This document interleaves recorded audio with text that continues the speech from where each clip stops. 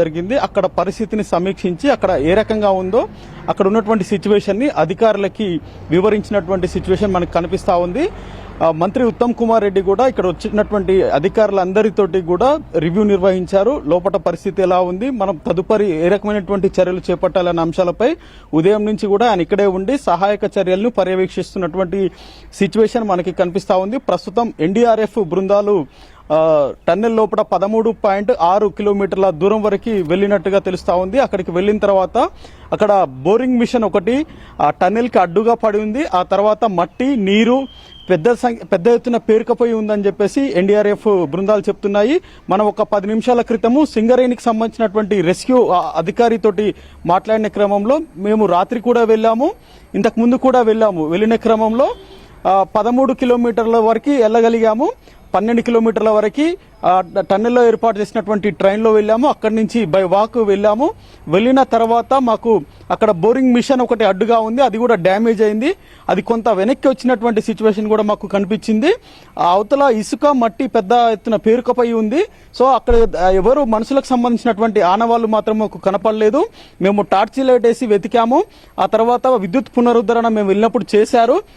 దాంతో పాటు మేము లౌడ్ స్పీకర్ లో పిలిచాము, పేర్లతో పిలిచినా కూడా ఏ రకమైనటువంటి స్పందన లేదు. సో దాని మీద మేము అధికారికంగా చెప్పలేము, కానీ అక్కడ మనుషుల ఆనవాళ్లు మాత్రం కనిపించలేదని చెప్పి చెప్తున్నారు. మరోపక్క అందులో చిక్కుకుపోయినటువంటి వారి ప్రాణాలు క్షేమంగా ఉన్నారా లేరా అన్న దానిపై ఆశలు సన్నగిలుతున్నటువంటి సిచ్యువేషన్ మనకి కనిపిస్తా ఉంది.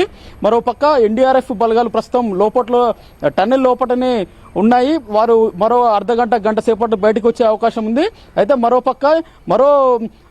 ట్రైన్ మన టన్నెల్ కి సంబంధించిన ట్రైన్ లో మంత్రి జూపల్లి కూడా ఇంజనీర్లతో కలిసి లోపలికి వెళ్ళినటువంటి సిచ్యువేషన్ మనకు అక్కడ ఉంది.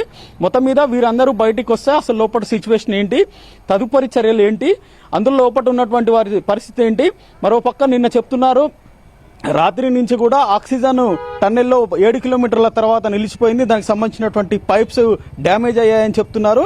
7 కిలోమీటర్ల తర్వాత ఆక్సిజన్ లెవెల్స్ కంప్లీట్ గా తక్కువగా ఉన్నాయి. కానీ ఉదయం కొంత పునరుద్ధరణ చేసిన తర్వాత 11-12 కిలోమీటర్ల వరకు ఆక్సిజన్ లెవెల్స్ వస్తున్నాయని చెప్తున్నారు. మరోపక్క నీరు పెద్ద ఎత్తున వస్తుంది, దాదాపు 8 మీటర్ల మేర నీళ్లు వస్తున్నాయి. కాబట్టి సహాయక చర్యలకు ఆటంకంగా మారిందని చెప్పేసి వారు చెప్తున్నటువంటి పరిస్థితి. ఈ ఎపిసోడ్ మొత్తంగా కూడా ఉదయం నుంచి జరిగినటువంటి పరిణామాలను అంచనా వేసుకొని మరి కాసేపట్లో అధికారులు ఒక అధికారిక ప్రకటన చేయనున్నట్లుగా మనకి సమాచారం అందుతుంది. ప్రస్తుతం 8 మందికి సంబంధించి వారి ప్రాణాలు క్షేమంగా ఉన్నాయా లేవా అన్న దానిపై అనుమానాలు వ్యక్తమవుతున్నాయి. దీనికి సంబంధించి అధికారిక ప్రకటన రావాల్సి ఉంది. అయితే ఇప్పటికే వారి కుటుంబ సభ్యులకు కూడా సమాచారం ఇచ్చినట్టుగా తెలుస్తా ఉంది. వారి వివిధ రాష్ట్రాలకు సంబంధించినటువంటి కార్మికులు వాళ్ళు ఇంజనీరింగ్ అధికారులు, సో వారికి సంబంధించి సమాచారం అందజేశారు. నిన్ననే వారంతా కూడా చేరుకుంటున్నటువంటి సిచ్యువేషన్ కూడా మనకి కనిపిస్తా ఉంది. నల్ని అయితే ప్రస్తుతం లోపలికి వెళ్ళినటువంటి అధికారులు తిరిగి బయటికి రావడానికి ఎంత సమయం పట్టొచ్చు, దానికి సంబంధించిన ఇన్ఫర్మేషన్ వారు బయటకు వచ్చి చెప్తే గానీ మనకి తెలియదు కాబట్టి ఎంత సమయం పట్టొచ్చు ఆ ఇన్ఫర్మేషన్ తెలియడానికి? ఒక బృందము లోపలికి వెళ్లాలంటే 14 కిలోమీటర్ల మేర ఇక్కడ ఏర్పాటు చేసినటువంటి ట్రాక్ పై అక్కడ టన్నెల్లోకి వెళ్లేటువంటి ట్రైన్ లాంటి వాహనంలో వెళ్లాల్సి ఉంటుంది. ఇది 13 కిలోమీటర్లకు వెళ్లాలి అంటే 1.5 గంటలకు పైగా సమయం పడుతుంది. మరి తిరిగి రావాలంటే మరో 1.5 గంటల సమయం పడుతుంది. అంటే 3 గంటల సమయం పడుతుంది.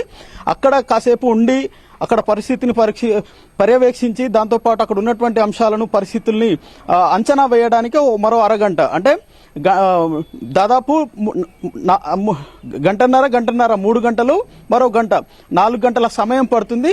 సో వెళ్ళడానికి రావడానికి వెళ్లే క్రమంలో టార్చ్ లైట్స్, ఆక్సిజన్ సంబంధించినటువంటి ట్యాంకులు, దాంతోపాటు లౌడ్ స్పీకర్స్ ఇవన్నీ తీసుకుపోవడంతో పాటు సిగ్నల్స్ లేవు, వాటితో పాటు డ్రోన్ కెమెరాస్ ని కూడా తీసుకుపోతున్నారు. డ్రోన్ కెమెరాస్ ముందు ఆపరేట్ చేస్తూ వెళ్తుంటే వీరు వెనక నుంచి ఈ వాహనంలో వెళ్తున్నారు. దాంతోపాటు అక్కడ కొంత దూరం నడవాల్సిన పరిస్థితి కూడా ఉందని చెప్తున్నారు. ఎన్డీఆర్ఎఫ్ బలగాలు ఉదయం వేసినటువంటి అంచనా ప్రకారము అక్కడ నీళ్లున్నాయి కాబట్టి కొన్ని ట్యూబ్స్ ని కూడా వారు వెంట తీసుకెళ్లినటువంటి పరిస్థితి మనకి టన్నెల్ వద్ద కనిపిస్తా ఉంది. అయితే ఒక బృందం వెళ్లి రావాలంటే 4 గంటల సమయం పడుతుంది. కాబట్టి ఇప్పటికే మొదటగా సింగరేణికి సంబంధించినటువంటి బృందం వెళ్లి వచ్చింది. వారు దానికి సంబంధించినటువంటి నివేదికను ఉన్నతాధికారులకు ఇచ్చారు. ఈ తర్వాత ఎన్డీఆర్ఎఫ్ కు సంబంధించినటువంటి బృందం వెళ్ళొచ్చింది. ఎస్డీఆర్ఎఫ్ కి సంబంధించినటువంటి బృందం ఉదయం వెళ్ళింది, మళ్ళీ రాత్రి కూడా వెళ్ళినటువంటి సిచ్యువేషన్. అంటే 2 దఫాలుగా ఎస్డీఆర్ఎఫ్ బృందాలు కూడా వెళ్ళొచ్చాయి. వీరందరూ 12 కిలోమీటర్లు 13 కిలోమీటర్ల వరకు చేరుకోగలుగుతున్నారు, కానీ స్పాట్ ఉన్నటువంటి ప్రమాదం జరిగినటువంటి స్పాట్కి మాత్రం వెళ్ళలేకపోతున్నారు. ఎందుకు అంటే ప్రధానంగా నీరు ఉంది, మట్టి కూలడము, మొత్తం బురద వాతావరణం ఉండటంతో ముందుకు సాగలేకపోతున్నాము. అక్కడ ఉన్నటువంటి ఎక్స్కవేటర్ బెల్ట్ కూడా జారిపోతుంది, దాని మించి కూడా మేము వెళ్ళలేకపోతున్నాము. అక్కడ లోపల ఉన్నటువంటి వేస్టేజ్ బయటికి తరలించాలంటే కూడా ఆ బెల్ట్ రన్ కావాలి, ఆ బెల్ట్ కూడా రన్ కావట్లేదు. కాబట్టి అక్కడ సహాయక చర్యలకు అదంతా ఆటంకంగా మారినటువంటి సిచ్యువేషన్. మరోపక్క బోరింగ్ మిషన్ నిన్న ఎప్పుడైతే ప్రమాదం జరిగిందో అప్పుడు పనిచేస్తున్నటువంటి బోరింగ్ మిషన్ కూడా మొత్తం దెబ్బతిని అదే ఆ ఉన్న స్థానం నుంచి కొంత 2-3 మీటర్ల మేర వెనక్కి వచ్చిందని చెప్పేసి కూడా అధికారులు అంచనా వేస్తున్నారు. మొత్తంగా ఇప్పటి వరకు వెళ్ళినటువంటి బృందాలంతా కూడా వాళ్ళు చెప్పిన అంశాలను క్రోడీకరించి సాయంత్రానికి మరోమారు నిర్ణయం తీసుకునే అవకాశం మనకు కనిపిస్తా ఉంది. Nalini. Right Pasha, thanks for the live update. ప్రస్తుతం మనం చూస్తున్నాం ఇండియన్ ఆర్మీ బృందం కూడా ప్రమాదం జరిగినటువంటి సంఘటన స్థలానికి చేరుకుంది. కాబట్టి సహాయక చర్యలు మరింత వేగం కాబోతున్నాయి. ప్రస్తుతం కొంతమంది అధికారులు అలాగే రెస్క్యూ టీం లోపలికి వెళ్లారు. వారు తిరిగి రావడానికి కొన్ని గంటల సమయం పట్టొచ్చు. ప్రస్తుతం లోపలటువంటి పరిస్థితిని వారు సమీక్షించి లోపలికి వెళ్లి బయటికి వచ్చిన తర్వాత అసలు సహాయక చర్యలు ఇంకొంచెం వేగవంతం చేయబోతున్నారు.